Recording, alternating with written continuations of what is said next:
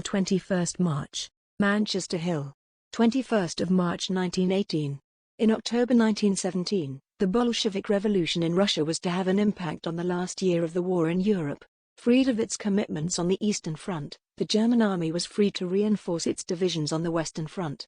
Pressure from the French on the British would see them extend their lines further south towards the town of St. Quentin and beyond. The areas were to be defended by a zonal system of forward positions defended by a collection of lightly defended localities and incorporating heavily defended redoubts.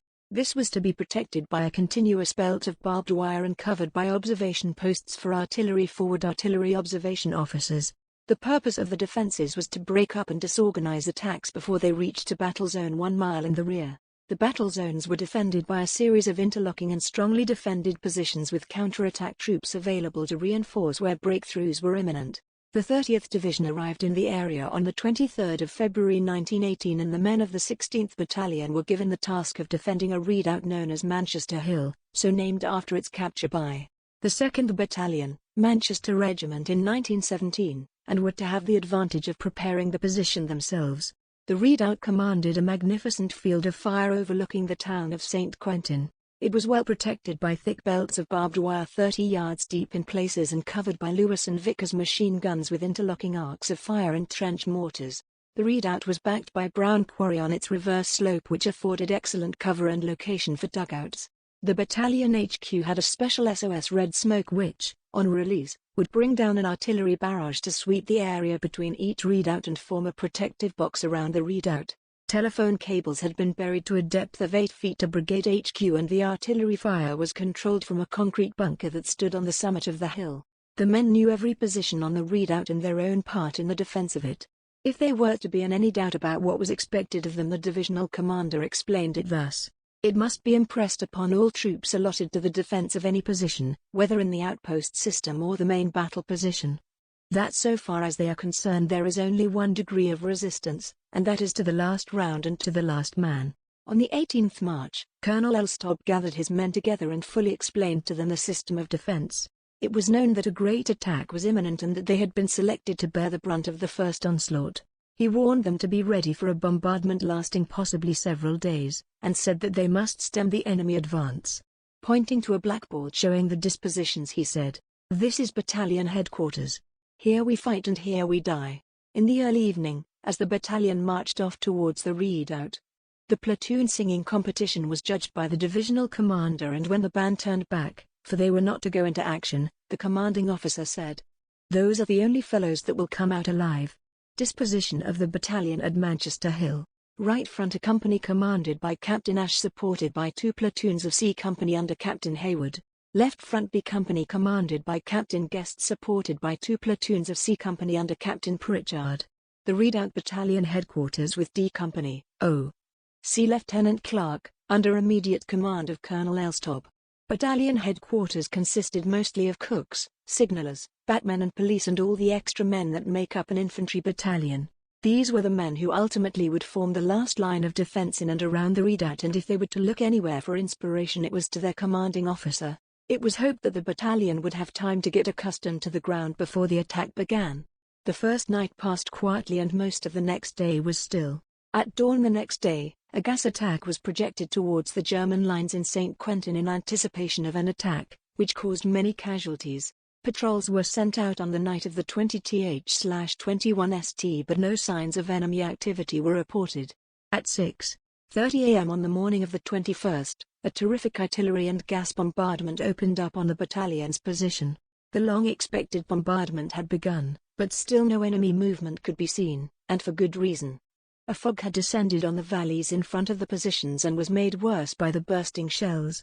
This was disastrous for the battalion as the wide-open arcs of fire were now obscured, and worse, it gave cover for the advancing German infantry to maneuver under. At 7:30 a.m., the 2 front companies reported that everything appeared normal on their fronts and that the enemy artillery was falling behind their positions. Colonel Elstob gave orders that Battalion HQ should move from its position in the Brown Quarry to its battle position on the hill. He visited all the posts in the redoubt, encouraging the men and telling them what to do. Shortly after 8:00 a.m., the bombardment became more intense, and the telephone wires to the front companies failed, though the buried cable to Brigade HQ still held. At 8:30 a.m., a runner from A Company reached Battalion HQ bringing information that the Company HQ was surrounded. Within a few minutes similar news came from B Company. Thick fog had made observation impossible and neutralized the machine gun defenses which should have proved an impenetrable barrier up the valleys between the redoubts. A scream was heard as one of the sentries was bayoneted. The enemy were closing in. At 9:00 a.m., a forward post on the left front of the redoubt sent back word that they were engaged at close quarters with the enemy, and the attack developed on the right front post, and from then on a desperate struggle raged on. Gradually, the fog lifted, and at 11:30 a.m. there was a glint of sunshine breaking through, and on all sides masses of the enemy could be seen advancing in file. The breakthrough was complete on both sides of the redoubt. Special troops were tasked to deal with Manchester Hill. Finding that the enemy had entered the redoubt by the trench leading from the Savy-St. Quentin road, Colonel Elstob erected a bombing block between the attackers and the HQ dugout. Although sniped at and bombed by the enemy, he replied by emptying his revolver on an enemy bombing party, accounting for all of them. He continued to hold the bombing post against several successive attempts using bombs and rifle fire. The enemy abandoned their attempts and made an attack over the top in large numbers. They were held back by rifle fire and only a few made it as far as the trench, into which they threw their bombs. Colonel Elstob was wounded for the first time, but after being dressed he returned to the defense, walking about regardless of the fire from every side, and encouraging the men wherever he went. "You are doing magnificently, boys.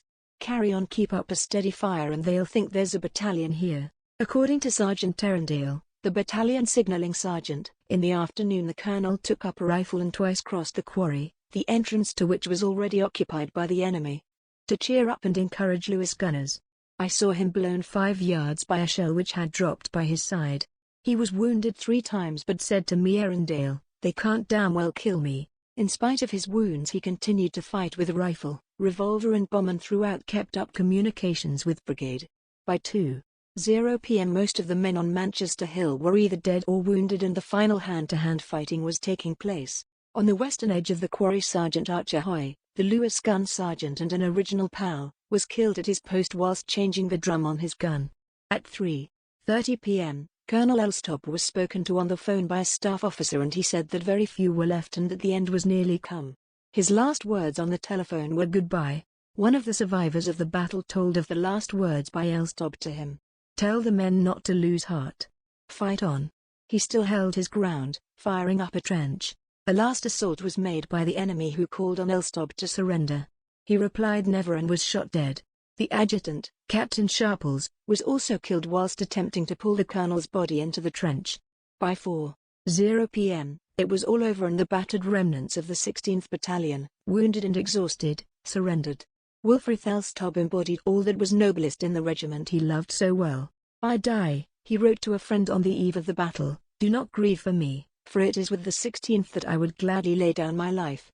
In a battle where all ranks behaved so splendidly it would be hard to single out names for special mention. However, the following were especially noticeable. Major R. Gibbon MC, who went to France with the battalion in 1915 and remained with it throughout and helped to hold off the enemy until severely wounded by a bomb. Captain and Adjutant Sharples was prominent for his encouragement of the men. Always on the fire step, firing with a quiet confidence, until he was killed. The battalion medical officer, Captain Walker, who behaved fearlessly throughout, frequently leaving the aid post to dress casualties in the battle line. It was entirely due to him that the enemy did not blow up the aid post. Whilst the enemy were throwing bombs down the entrance, he dashed up the dugout steps, at great personal risk, and succeeded in convincing them that it was a Red Cross station. Corporal Stenson, the medical corporal, who showed great courage in dressing the wounded, though badly wounded himself. RSM Potter and SSM Brown MC of D Company, who maintained the ammunition supply, lead quickly organized bombing parties and encouraged the men to fight for every inch of ground. Sergeant Hoy, the Lewis gun sergeant, accounted for hundreds of the enemy. With 2 young soldiers he fought a post on the western edge of the quarry. He continued firing until overrun by the enemy, and whilst changing the drum on his Lewis gun, was killed with a revolver shot. Of the 8 officers and 160 men who went into action on the redoubt, just 2 officers and 15 other ranks survived. Most of the men from the rifle companies not killed were taken prisoner. Those that survived made their way back towards the battle zone. Most of these survivors were collected together by Major Roberts, an original officer who had been attached to the brigade school as commandant.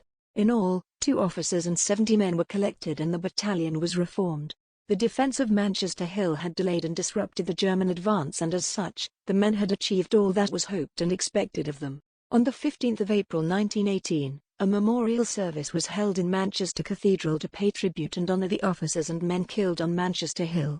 Canon Elstob, father of Colonel Elstob, and many wounded survivors were present in large numbers. At the end of the war, Hubert Worthington, a childhood friend and brother officer of Colonel Elstob, went to France with the hope of finding his body.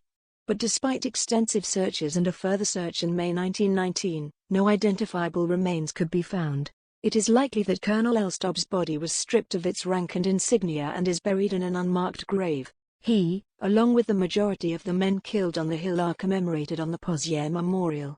Later that year, Hubert Worthington was responsible for ensuring that Colonel Elstob received the recognition his bravery deserved. Collecting statements from witnesses and survivors and submitting the successful case for the award of a Victoria Cross. On the 24th of July 1919, Canon John Elstob, accompanied by Hubert Worthington, went to Buckingham Palace where King George V presented him with the Victoria Cross awarded to his son, Lieutenant Colonel Wilfrid Elstob VC, DSO, MC. VC citation. For most conspicuous bravery, devotion to duty and self-sacrifice during operations at Manchester Redoubt, near Street, Quentin, on the 21st of March, 1918.